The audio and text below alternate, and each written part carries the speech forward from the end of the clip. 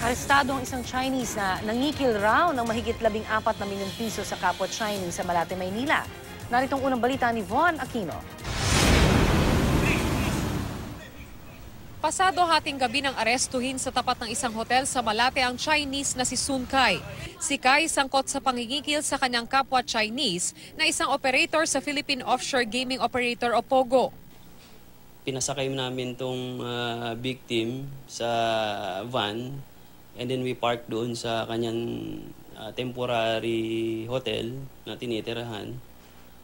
And then pinakontak namin sa kanya para iabot itong 200,000 na weekly nga. So from there, inuli na namin siya.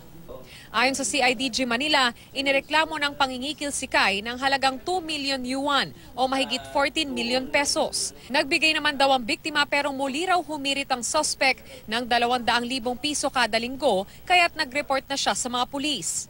Ang modus nito is tinatakot niya yung kapwa niya Chinese national na ipapakidnap siya pag hindi siya nagbigay ng pera.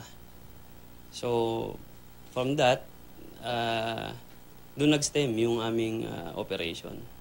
Tumangging magbigay ng pahayag ang biktima at ang suspect. Maharap si Kai sa reklamong robbery extortion. Ito ang unang balita sa Maynila, Von Aquino reporting.